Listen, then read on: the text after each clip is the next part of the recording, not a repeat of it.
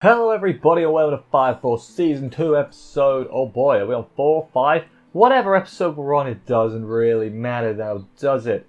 In this episode we focus well no, it had a pretty damn cool part of this episode. There was a big old fire tornado, that was awesome. Shinra also did some cool things while fighting with that guy. What's that guy's name? Charon, that's his name. Want to apologise, this episode's late, I had a bit of a stressful weekend. Couldn't get a lot out, so I'm playing catch up right now. But anyway, let's get into the episode, see exactly how everything went down. Let's do this.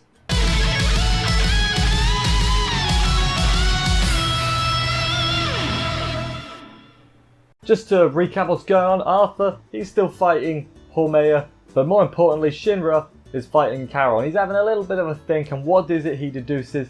Deduces that Charon isn't actually a third gen, he's actually only a second gen, and he's basically countering, right? So he's countering Shinra's more, I think they figure that's a bit later, but it basically figures out that he's using Shinra's flames as his. He's controlling Shinra's flames, if that makes sense. Kareem defeats the demon with freeze, except not actually, because he just freezes it in ice. It's not defeated, it's just frozen a little bit, so not quite defeated it. That happened too. Back to Shinra because that's important. Second gen can control the third gen flames, as we know. That's what Charon's doing. He's countering Shinra's flames with Shinra's flames. He's using his flames to counter Shinra with his flames. It's a flameception going on here. Don't worry, it makes sense, I promise. His own dudes, right? So Shinra's like, well, I just won't attack you then, because, you know, can't use anything without any fire. So then his own dudes, his own little lackeys, they will attack him, that powers him up himself. Not great, not great. He reminds me a little bit of Gamagori from Kill la Kill, with how he like whips himself to power himself up. Reminds me of a little bit of that. Not exactly the same, but the same basic idea is basically what I'm thinking. Then he does a big old Hadouken, just straight up does a Hadouken. I don't have anything else to add to that, it's just a Hadouken, isn't it? Yeah, it was. Shinra gets hit by it and then realizes, oh, timing, right? His plan, counter the counter. So, I don't know how he's planning on doing that. Very expert timing is I think what Shinra needs here.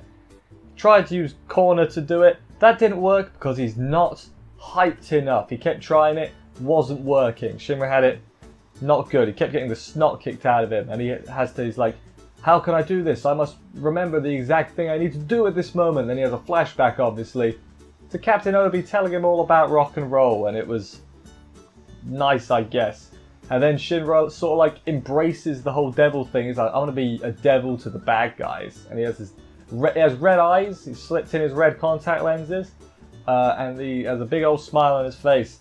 Hits him with corner, sends Charon absolutely flying like Team Rocket.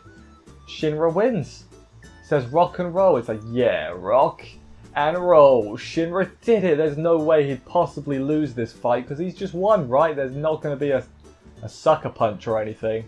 Oh wait, yes there is. Charon attacks him from behind.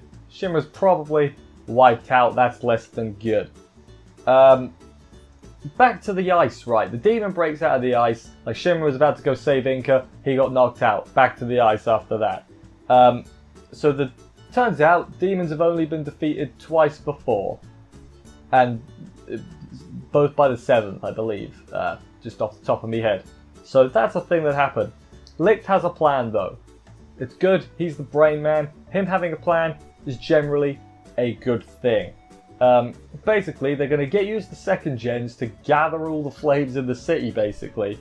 Which they do. They get everyone in position. They use the wind to their advantage. Amaki's in the middle of it. Basically, they make a giant flaming tornado, and that's how they can defeat the demon. Giant flaming tornado is a very cool thing. It's got a name. What was it called? Firestorm. It's a that tornado's carrying a car, basically, is what we got right now. How on earth is the demon going to counter the flaming tornado? Who knows? Not me, that's for sure. So they have a slight problem, right? The demon sees the tornado, but it's not an idiot. It sees it and it's like, well, I'm just not going to go over there. I'm not going to go towards the thing that's going to kill me. That doesn't seem like a smart idea, and hey, fair play to the demon for having a brain. Captain Obi tries to just ram it into there, like rugby tackle it. Doesn't quite work. It's got a little bit of mass behind it, so it's firmly in place. Vulcan brings the truck, the fire truck that's not a fire truck, and he's got a giant water tank cannon. It transforms into like a tank, and it's got a cannon with water in it. I think they have used this tank cannon before. I think it was like a one-off gag in the first season, if I'm remembering correctly. Or I've just imagined that. Who knows? But that's how they're going to get in. Captain Obi, he's not good at first-person shooters. He can't push the button to aim right. He's all nervous and everything. Not good. Vulcan, after a few agonizing minutes, just decides sod it and rams right up close to the demon. At that point, just ram the car and the demon into the... Just use the car to ram him in. Don't worry about the tank. So he gets all close, so you don't need to aim. And they fire it into the tornado. Good stuff. Then, that's not over yet. You think the firestorm alone would be enough to take it out, but they don't want to risk that. So then Hinawa shoots a bullet into the firestorm, which they use sort of like a barrel, and basically make a railgun. You know, like that, a railgun. So that's a thing that happened. They made a railgun out of a flaming tornado. So now we need to replicate that in real life to see if it works. Do flaming tornadoes and make railguns? Asking for a friend. But yeah, then after the demon gets killed, obviously, because it went through the heart, it's dead. Kareem freezes the pillar, and I hope that stands there now as a monument to everything that's happened. Just a giant frozen flame pillar. So yeah, that was good. But apparently, this incident was on the same scale as the Great Fire 2 years ago. So I'm just sitting there thinking, oh, so the Great Fire wasn't that big a deal then.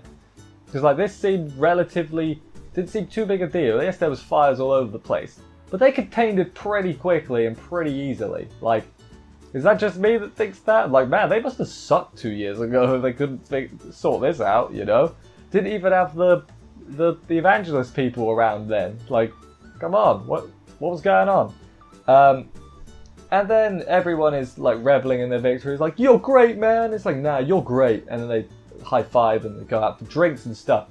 Back to Shinra, right? That's kind of important. Inka sees the giant white thing and is like, boy, that's scary, with the biggest grin on her face possible.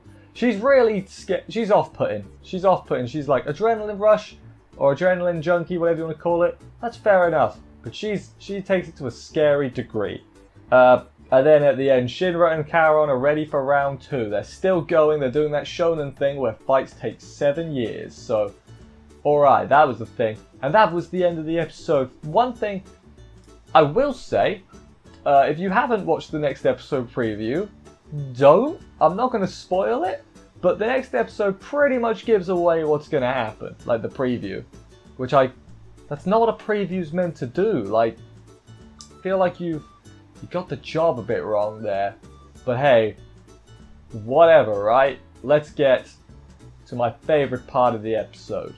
And then we get to my favorite part of the episode. What was my favorite part of this episode? It was another bloody good episode. I thought about doing the fire tornado and just that whole instance, the railgun, the ramming, all of that. But in the end, I decided on Shinra fully embracing the devil persona, so to speak, and just becoming a badass with that final corner hit. It was cool, the red eyes and everything. I more like the idea of him becoming a devil, like a good devil, than a hero. You know, I know they're probably going to alternate, but he can be a devil hero. He can be both. But no, I thought that was a really good scene. Basically, it's just him being cool. Shinra can be cool sometimes. I appreciate that, and that is definitely my favorite part. But anyway, yeah, the episode as a whole, I think season 2 has been overall. I mean, we're only a fifth of the way done, but I think I've been enjoying it more than I enjoyed season 1, like quite substantially. Like by the end of season 1, I was burned out, which is a funny pun.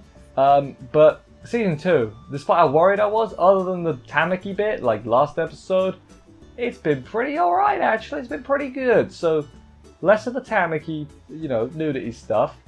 And more awesome fights. Let's just do that. I'm okay with that. But I hope we figure out who the rest of the pillars are in this season. I think we will, though. It's just what I reckon. Can't be too long. I think the manga's ending soon, I read as well. Like, blimmin' hell. And we're quite far in the manga. I also, like, looked up whereabouts we were. Further than you'd expect is what I'm saying. Anyway, I'm rambling now. Thank you, everybody, for watching this review. I hope you enjoyed it. If you did, please consider subscribing and stuff for more reviews. That would help me out a lot. I will see you, I was going to say next week, Friday or Saturday. One of those two. It might end up being Saturday from now on. But one of those two for another episode of Fire Force. See you then, guys. Take care. And bye, guys.